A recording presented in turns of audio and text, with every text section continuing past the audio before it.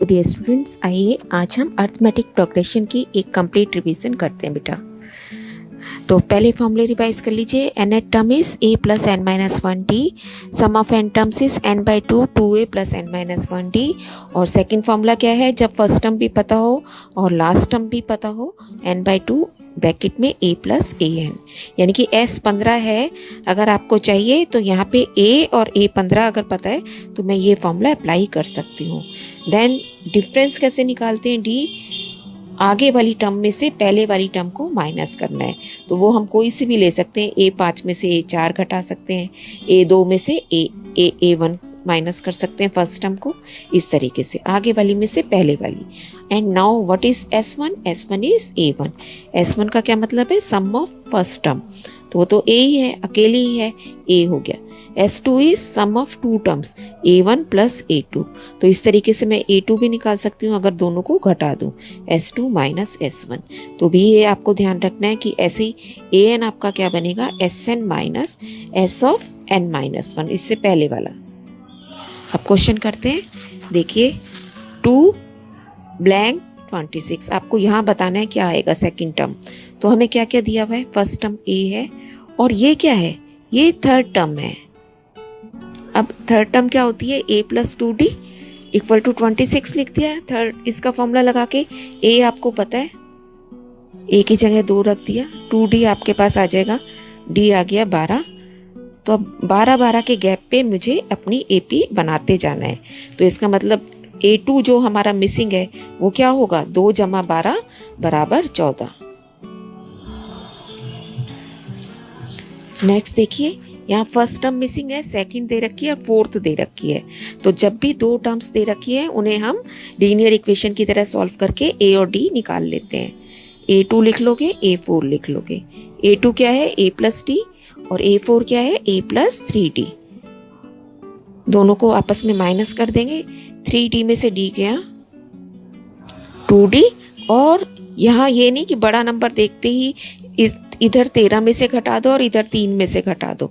अगर मेरे को ये इक्वेशन में से आप ये घटा रहे हो तो चाहे छोटा है चाहे बड़ा है, आप सारा इसमें से ही घटाएंगे। यानी कि 3D में से D घटाया 2D, अब 3 में से ही 13 घटाएंगे, 3 में से 13 घटाया घटा 10, तो D आ गया घटा 5, D निकल गया। अब D निकालते ही आप A में यहाँ पे वैल्यू रख दोगे, A प्लस D 13 है ना आपके पास, D की वैल्यू रख देंगे घटा 5, A आ गया 18। अब A3 भी मिसिंग है, A3 का फॉर्मूला लगाया A प्लस 2D, A आपको पता है, D पता है, वैल्यू रख के निकाल देंगे आंसर। नेक्स्ट देखिए, फर्स्ट टर्म पता है और फिफ्थ टर्म पता है, again the same question. A plus 5D लिखा, A की वैल्यू पता है, D निकल जाएगा इजीली, D निकलते ही आप पूरी AP अपनी बना लेंगे।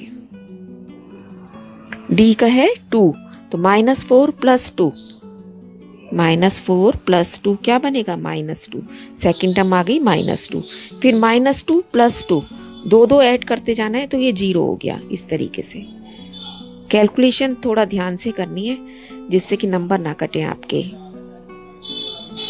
नेक्स्ट है, इस तरीके से आपको दे रखा है, वेरी इंपॉर्टेंट क्वेश्चन, यहाँ हमें सम निकालना है।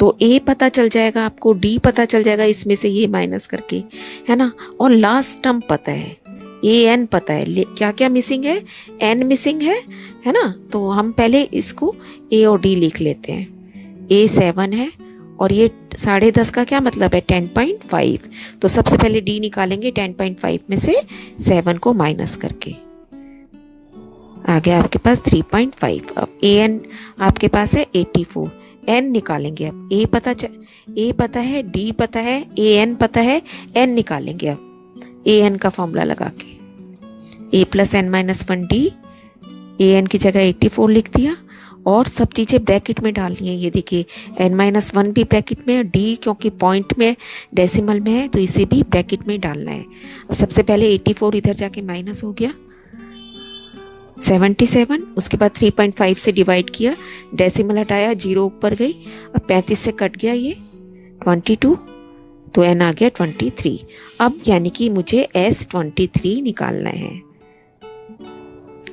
तो कौन सा फॉर्मूला लगाया, n/2 a प्लस an, क्योंकि लास्ट टर्म ऑलरेडी पता है ना, तो इसलिए बड़ा फॉर्मूला यहाँ लगाने की जरूरत नहीं है। आंसर आ गया 1046.5। अगेन द सेम क्वेश्चन है, आप बिल्कुल अपने आप इसे करेंगे।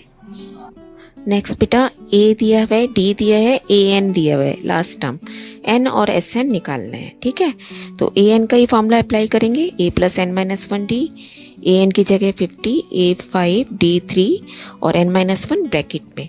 सबसे पहले 5 माइनस हुआ 45 और उसके बाद 3 बटे में, क्योंकि 3 गुणा हो रहा है इधर, तो यहाँ पे रह गया खाली n-1। 45/3 15, 1 उधर जाके प्लस हो गया। अब s16 निकाल लेंगे हम, वही शॉर्टकट से a प्लस an दोनों पता है हमें, है ना, तो 5 + 50, 16/2 8 हो गया, आंसर 440। नेक्स्ट a7 a13 31, तो दैट मीन्स थर्ड चीज जो हमें पता है वो क्या है, n 13 दिया हुआ है। यहाँ पे 3 चीजें मैंने आपको बताया पता होती है। an का फॉर्मूला लगाया, an की जगह 31, n की जगह 13 रखा, 13 - 1 12, a हमें 7 दिया, d हम पहले निकाल लेंगे यहाँ से। 31 में से 7 घटा 24, d आ गया 2। अब आप s13 निकाल दीजिए वही फॉर्मूले से।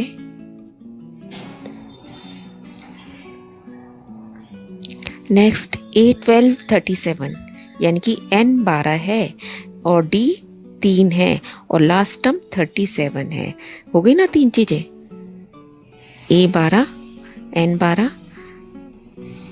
an का फॉर्मूला लगाया, 12 लिखा तो यहाँ पे बन गया 11, 12 घटा 1 है ना, तो यहाँ से हम a निकाल लेंगे, 4 आ गया। अब आप s12 निकाल दीजिए।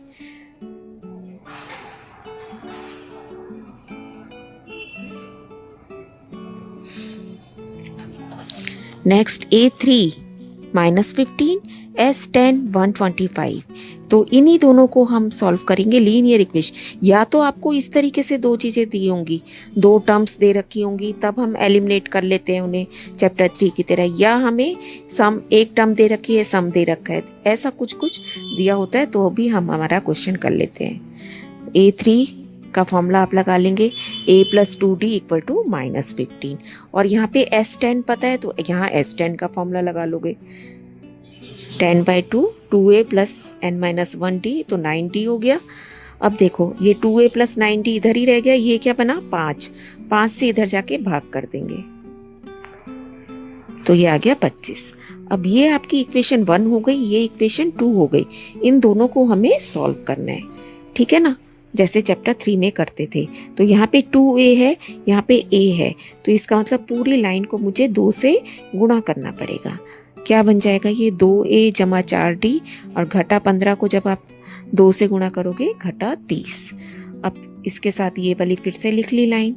अब इसमें से घटाओ दूसरी में से पहली, तो ये तो कैंसिल हो गया, 9 में से 4 गए 5d, और यहाँ 25 में से घटा 30 घटा करना है, 25 घटा 30 यानी कि जमा हो गया, वो 25 + 30 55 आ गया। तो d कितना आया, 55/5 यानी कि 11। ठीक है, अब a10 हम आराम से निकाल देंगे, a10 इज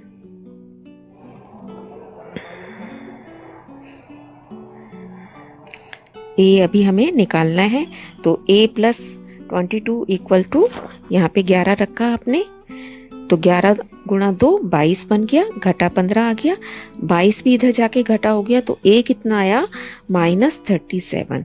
अब a10 का क्या फॉर्मूला है, a + 9d, a भी पता है हमें और d भी पता है, आंसर आ गया 62।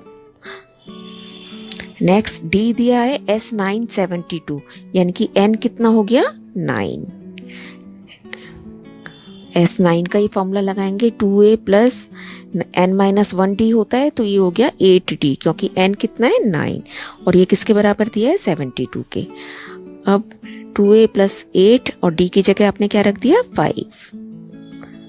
अब ये 9/2 उधर जाके 2 ऊपर चला जाएगा बेटा, 9 नीचे आ जाएगा, अंदर बचा 2a + 40 72 कट जाएगा, 2a equal to 16 minus 40 that means minus 24, a equal to minus 12। अब हमें a9 निकालना है। a9 आपको पता है a प्लस 8d। वैल्यूज बहुत ध्यान से रखना है। नेक्स्ट है a2 है, d 8 है, sn दिया हुआ है, तो n और an हमें बताने हैं। तीन चीजें पता है हमें। sn का ही फॉर्मूला लगाएंगे, n/2 2a plus n minus 1d।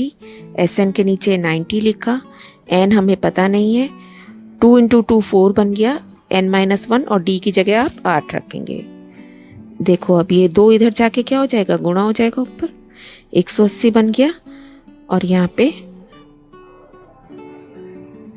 Quadratic equation हमें मिल गई है सॉल्व करने के लिए। अब यहाँ पे आप देख रहे हो सारे में 4 कॉमन है, तो सबसे पहले तो 4 को हटाएंगे यहाँ से, ठीक है ना। यहाँ पे बच जाएगा 2n² माइनस n, 4 से भाग कर रहे हो आप, और जब यहाँ भाग करेंगे 45। अब आपकी क्वाड्रेटिक इक्वेशन आपको सॉल्व करनी आती है। 2 फैक्टर हमें सोचने हैं जिससे 90 मिले गुणा करके, और वैसे जमा घटा करके 1 मिले। तो हमने बना लिए 10 और 9। उसके बाद बड़ी टर्म के साथ माइनस का साइन, और छोटी को हमें प्लस करना पड़ेगा क्योंकि हमें घटा करके 1 मिलना चाहिए। अब आपको पता है first term as it is, second term नहीं लिखते, उसकी जगह हम क्या लिखेंगे, घटा 10n प्लस 9n। 2 की पेयरिंग करेंगे, कॉमन निकाला 2n, n माइनस 5, यहाँ से 9 कॉमन, दोनों ब्रैकेट सेम होनी चाहिए। Answer is 5 and minus 9/2। अब माइनस 9/2 हम नॉट पॉसिबल बेटा, सभी चीज़ें माइनस में, बटे में या सब में हो सकती हैं। a हो सकता है, d हो सकता है, कुछ है ना, लेकिन n कभी भी आपका ना माइनस में होगा ना बटे में होगा, ये ध्यान रखना है। n क्या है, नंबर ऑफ टर्म्स है, तो ये ना माइनस में होगी ना बटे में होगी, तो ये नॉट पॉसिबल है। That means final answer is 5। अब a5 आप निकाल दोगे, a और d सब पता है हमें, आंसर इज 34। नेक्स्ट क्वेश्चन देखिए, given a equal to 8, an 62, sn 210, find n and d। तो an आपको पता है और sn पता है, तो इसको ही देखते हैं। sn का फॉर्मूला लगाया, क्या फॉर्मूला होता है, a प्लस an। क्यों ये वाला फॉर्मूला लगाया, क्योंकि a भी पता है an भी पता है। यहाँ से हमें क्या मिल जाएगा, n, है ना। यहाँ से सारी चीज़ें पता है, sn पता है आपको, a पता है, an पता है। 4 फॉर्मूले में चीज़ें हैं, उसमें से 3 पता है और एक जो मिसिंग है वो हम यहाँ से निकाल लेंगे। 2 ऊपर जाके गुणा हो गया, यहाँ से सॉल्व किया, काटेंगे नहीं जब तक ब्रैकेट सॉल्व नहीं हो जाती, तो ये 70 बन गया, n गुणा 70। अब नेक्स्ट स्टेप में 70 से भाग कर देंगे, n इक्वल टू 6। अब d निकालना है आपको, d के लिए आप कोई सा भी फॉर्मूला लगा दीजिए। a6 हमें 62 दिया हुआ है, n हमारा 6 आया ना, इसका मतलब a6 62 है। a6 होता क्या है वैसे, a प्लस 5d, तो ये हमारा आ गया 5d equal to 54, d equal to 54/5। ये आंसर आ गया बेटा। डी भी अभी मैंने आपको बताया, ये बटे में हो सकता है, ए बटे में हो सकता है, नेगेटिव हो सकता है, लेकिन क्या चीज़ कभी नहीं नेगेटिव और बटे में हो सकती, एन, वो हमेशा आपका पॉजिटिव नेचुरल नंबर रहेगा। ठीक है बेटा, तो ये हमारा आई थिंक आपको भी सारा कंसेप्ट क्लियर हो गया होगा। सारा कुछ, चाहे केस स्टडी हो, चाहे कोई भी क्वेश्चन हो, उनमें सब कुछ इसी तरीके के क्वेश्चन होंगे। तो बिल्कुल अच्छे से इसकी तैयारी कीजिए, समझिए चीज़ों को और चैप्टर को पूरा रेडी कर लीजिए बेटा। Keep on learning, stay blessed.